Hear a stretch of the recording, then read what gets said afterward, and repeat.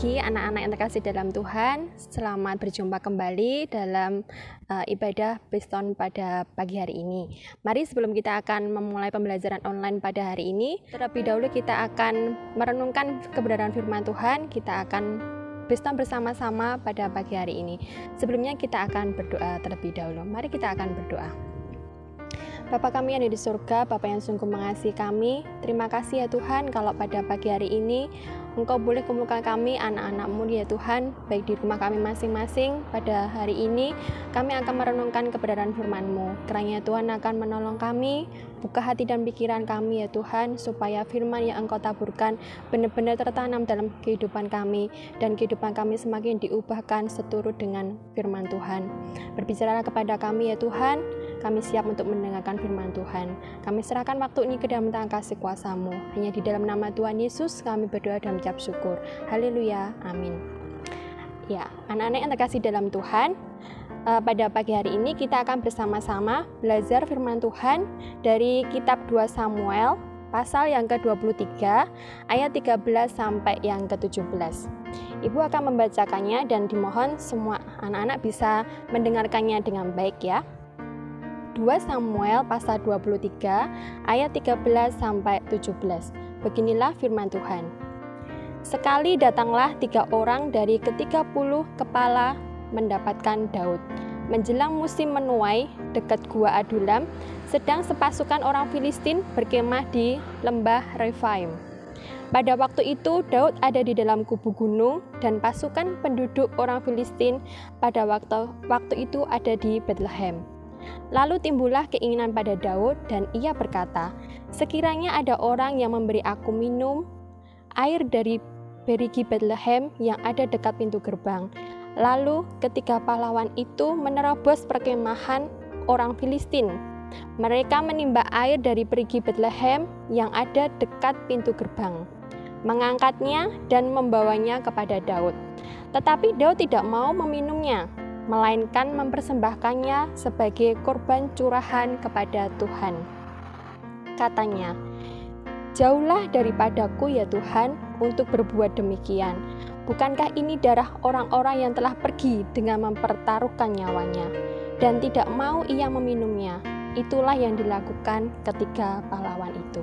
Ya, demikianlah firman Tuhan, bacaan yang telah Ibu bacakan, dan saat ini renungan pada pagi hari ini berjudul lebih dari sekedar simbol. Ya, lebih dari sekedar simbol ya. Dengan sengaja bintang bola basket Jordan Bahanon dari Universitas Iowa memelesetkan tembakan bebas yang jika masuk dapat memecahkan rekor kampus yang sudah bertahan selama 25 tahun. Mengapa ia melakukannya? Pada tahun 1993, Chris Street, bintang bola basket dari kampus yang sama, berhasil mencetak rekor dengan 34 kali tembakan bebasnya masuk berturut-turut. Namun, beberapa hari kemudian ia tewas dalam sebuah kecelakaan mobil. Bahanon memilih menghormati kenangan terhadap Street dengan menolak memecahkan rekornya. Lewat sikapnya, Bahanon menunjukkan kepekaan terhadap hal-hal yang lebih penting daripada prestasinya sendiri. Ketika melihat nilai-nilai yang sama dalam diri seorang pejuang Musa yang bernama Daud, saat bersembunyi dalam gua bersama dengan pasukannya, Daud ingin sekali minum air dari perigi di kampung halamannya, yaitu di Bethlehem. Tetapi pasukan Filistin tidak menduduki wilayah itu. Dengan penuh keberanian, 3 perwira bawaan Daud menerobos perkemahan orang Filistin, mengambil air lalu membawanya kepada Daud. Melihat hal itu, Daud pun tidak tega untuk meminumnya.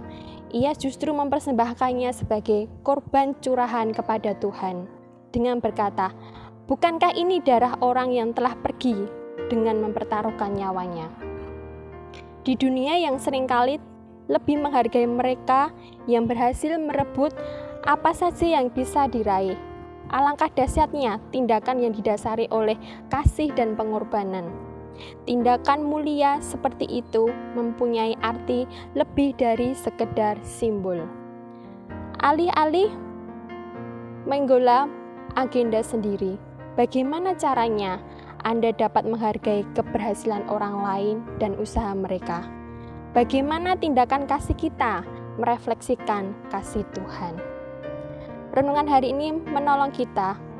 Kiranya Tuhan terus membimbing hati kita pada hari ini. Dan kiranya Tuhan senantiasa mengatur ulang prioritas kita agar kita bisa memperhatikan kebutuhan sesama kita seperti kebutuhan sendiri ya. Renungan hari ini mengajarkan kepada kita supaya kita bisa memprioritaskan mana yang lebih penting dalam kehidupan kita. Mari kita akan bersama-sama meminta pertolongan kepada Tuhan supaya kita senantiasa bijaksana dalam menentukan prioritas dalam kehidupan kita.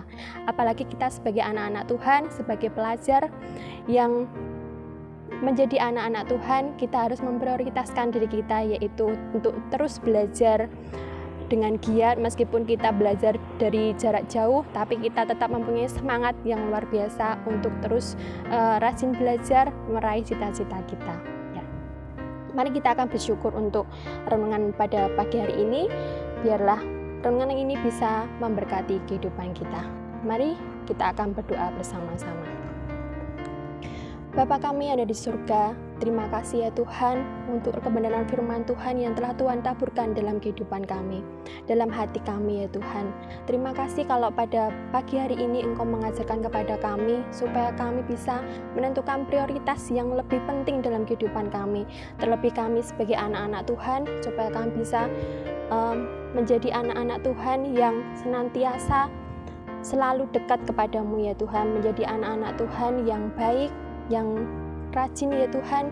Ketika kami harus mengikuti pembelajaran jarak jauh, kami bisa mengikuti pembelajaran ini dengan baik, kami bisa mengerjakan setiap tugas dan tanggung jawab yang diberikan oleh Bapak Ibu Guru di tempat ini ya Tuhan dengan baik ya Tuhan. Dan kiranya kami juga bisa mengambil prioritas kami dalam masa muda kami untuk mengambil keputusan yang terbaik, memberikan prioritas yang terbaik ya Tuhan dalam kehidupan kami. Dan kiranya Tuhan akan terus campur tangan ya Tuhan dalam kehidupan kami, supaya kami tidak salah dalam mengambil prioritas maupun mengambil keputusan dalam kehidupan kami. Saat ini ya Tuhan kami akan belajar melalui pembelajaran online. Kiranya Tuhan akan menolong kami supaya kami bisa mengerjakan setiap pembelajaran dengan baik, setiap tugas yang diberikan oleh Bapak Ibu Guru dapat kami selesaikan dengan baik ya Tuhan. Berikan kami kesehatan ya Tuhan, supaya kami senantiasa bisa mengikuti pembelajaran dengan tubuh yang sehat, dengan badan yang fit ya Tuhan, dan juga dengan semangat yang luar biasa ya Tuhan, sehingga kami tidak mempunyai menjadi anak-anak Tuhan yang rajin, anak-anak Tuhan yang berhasil.